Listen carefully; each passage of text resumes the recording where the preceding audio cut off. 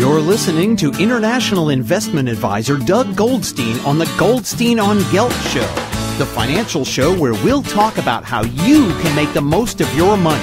With all the confusing financial chatter bombarding you each and every day, Goldstein on Gelt will give you the practical information you want and need about living a financially stable life. Here's your host, money maven Doug Goldstein.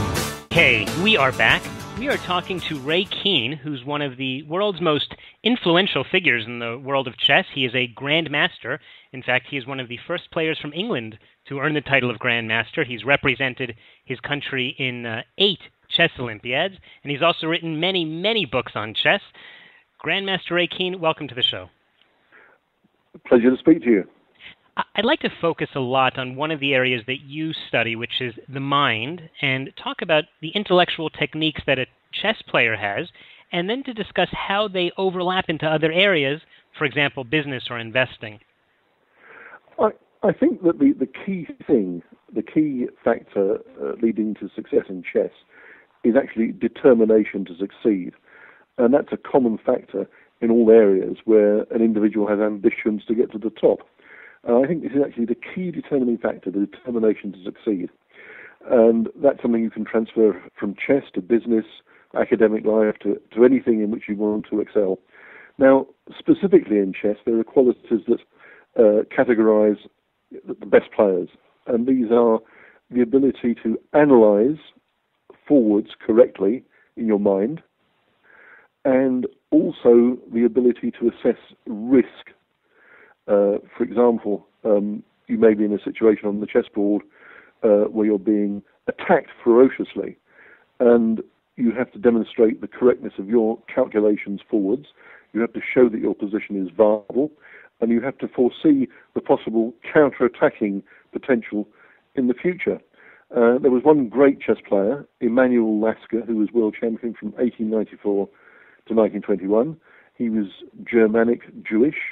A brilliant mind, a friend of Einstein, and he said something I think is very significant. And he said that on the chessboard, lies and hypocrisy do not last very long. Checkmate solves all the problems. I see. So you started with the concept of determination. So yes. The chess players that I've spoken to all certainly are determined, but a lot of times when I deal with investors on an individual basis, my day job is that I'm an investment advisor. I only do the radio. The radio is only part-time, but when I deal with individual clients and we talk about financial planning or investment strategies, many of them are in fact very determined to succeed, but how can you apply that and say, I'm very determined that the stock I buy should go up? Well, I think there's a difference between saying you're determined and being determined, and part of determination is research. For example, in chess, nowadays, in particular, it's very, very important to do a huge amount of research, often based on computer analysis before the game. And quite often, grandmasters in top games have prepared even the first 20 moves of a game in advance by dint of huge research. They can't predict that their opponent will go exactly down one line. So you have to analyze all the different branches, the variations, the sub-variations, in advance, knowing that what you're going to do is going to be correct, that it's based on correct precedent, that what is going to be used has been used successfully before. And I think that's very applicable to investment. You can't just say, well, I'm going to be determined to succeed. You've got to do the research beforehand. You're talking about how grandmasters often have the first 20 moves of a game planned. I read in the book by Josh Waitzkin, called The Art of Learning, he said that when he was originally studying chess, he was the subject of that book and movie, Searching for Bobby Fischer, and he said that when he started training, he always learned the end game first. He was always very anxious to get into complex situations with his opponents so that he could play them at the end game and excel there.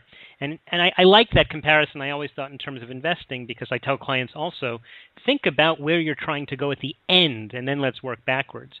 Do you see a shift in the way chess players have used to study? Maybe they studied more the end game, and now they only study the openings?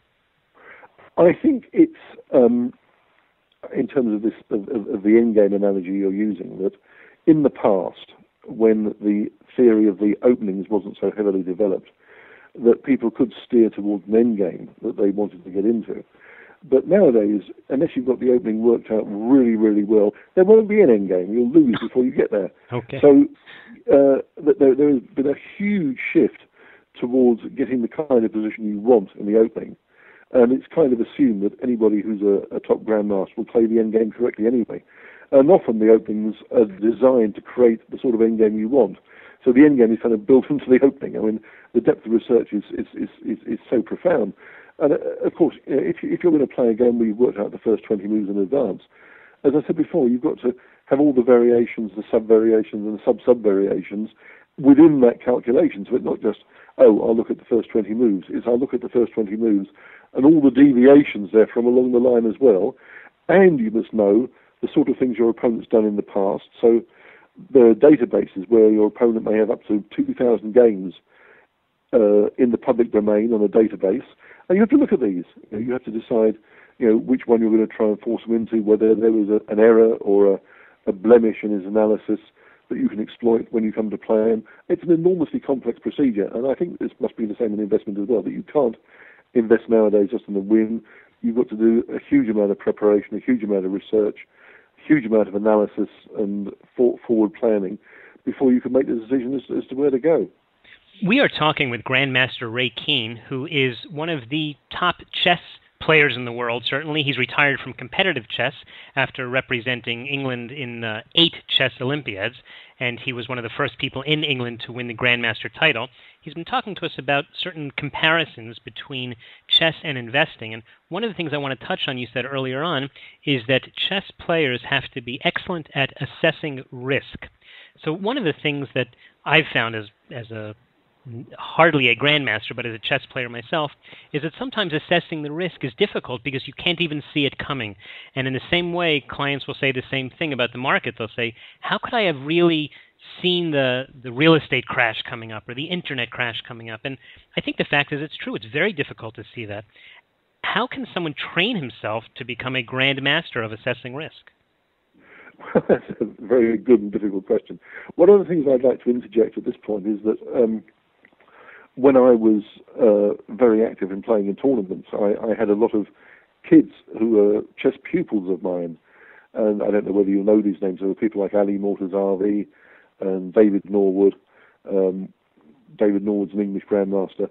And there's been a tremendous trend in English chess circles in the past 20 years for kids who are very good at chess, not to make a career in chess, but to make a career in finance and investment. Mm-hmm. And I held a big party last year for Garry Kasparov and Anatoly Karpov at Simpsons in the Strand, the old home of chess in London. And the number of people who are now top financial experts and wizzos in the city who've been very promising chess players in their youth who attended this event was quite extraordinary. So I think there is a huge correlation between expertise in chess at an early age and potential expertise in investment. Now, to go back to the risk question, I think this is very, very difficult. But I think what a chess player would tend to do is to have a plan B. So you think, right, if everything goes well, it's going to go like this, doink, favourable endgame, checkmate. But what if it goes badly? What if things, turn belly up?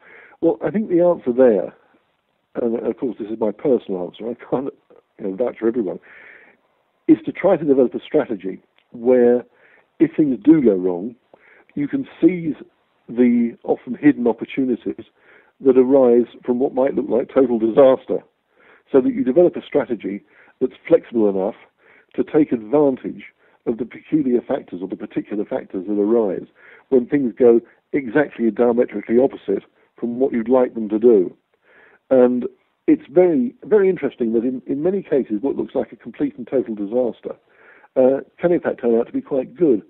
If I might give an example, mm-hmm. You've probably been following the phone hacking saga with Rupert Murdoch and the News of the World in the Sure. UK. And many people have been saying, oh God, this is a disaster for the Murdoch empire, it's absolutely terrible, it's going to fall apart. Well, in fact, the shares of News Corp yesterday rose by 6%. And I think what's happened is that there's been an ongoing struggle in the UK between private news media like Murdoch, and the BBC, which is state-funded and is basically funded by a tax called the television licence. And the BBC is notoriously left-wing, and they have a left-wing agenda. They're all completely safe from market forces. They're paid for by the public, whether you want to watch them or not. Mm-hmm. And an inquiry was announced by David Cameron, our Prime Minister, last week into press practices. And this was clearly, aimed at Murdoch, News Corp, and so on and so forth. But I think that the unintended consequence of this and the opportunity for Murdoch is that it now allows, when the time comes for the inquiry, for the focus to be aimed at the BBC instead, because they claim, Murdoch is dominating the British news. But in fact, if you look at it, it's the BBC that dominates the British news and has by far the greatest percentage. And I think the unintended consequence and the hidden potential for Murdoch and News Corp in all this is that people now realise that the inquiry is going to start looking at the BBC and its domination of national news. And I think that's one of the reasons that the News Corp shares rose by 6% yesterday. So in any disaster scenario, look for the silver lining, the hidden opportunity, the way to exploit the way that things have gone wrong, and turn that to your advantage. And I think that's very typical of a really good chess player, that even when things are horrendously wrong, they'll look for the small crumb of comfort that they can twist to their advantage and exploit in their direction. I should point out that I do write the chess column for the Times, which is owned by Rupert Murdoch, so I have a fair interest there. Okay, well, thank you for sharing that. So is Rupert Murdoch himself a chess player? Well, I went to see him early in the 1990s, and I talked him into sponsoring the chess match, the World Chess Championship match between Garry Kasparov and Nigel Short. And I know his son, James Murdoch, is a chess player. Mm-hmm. And I think that, again, going back to business, I think that one of the criticisms levelled against Murdoch's papers was that they were too lowbrow, too sensationalist, too many naked women, too many scandals. And I think by sponsoring the World Chess Championship in 1993, it was a very clever business move, because it had News Corp heavily behind one of the world's most intellectual activities. So it was a useful financial and media counterweight to the perceived opinion of the whole company being rather lowbrow. Mm-hmm. Good strategy. We have been talking. I thought so. We've been talking to Grandmaster Ray Keene, who is one of the first English people to earn the Grandmaster title. He's also written over 140 books on chess. We're just about out of time, but Ray, maybe you could just tell people how they can track some of the work that you've done and keep up with what you're doing now. Well, it's very simple. I Twitter every day. I tweet. It's @Times_chess. That gets my tweets. I write every day in the Times. You get the Times online. You have to subscribe, of course. It doesn't cost very much. But if you get paper copies of the Times, it's there. I also write in the Sunday Times every week and the Spectator. And of course, you can get my books at Amazon or any good online store. So if you want to get any of my 140 plus books, go ahead. If you want to read me every day, read the Times. And if you want to follow my tweets, go to @Times_chess. Super. Grandmaster Ray Keene, thanks very much for joining us. Thank you. You've been listening to the Goldstein on Gelt Show with money maven Doug Goldstein. Doug's weekly radio show is heard around the world, but if you miss it, you can download the podcast at www.goldsteinongelt.com. The Goldstein on Gelt Show gives you up-to-date financial ideas so you can get on the path to financial freedom. If you'd like your questions answered on the air or off, send Doug an email to doug@profile-financial.com. It's your money for your future, so join Doug every week to build your wealth on the Goldstein on Gelt Show.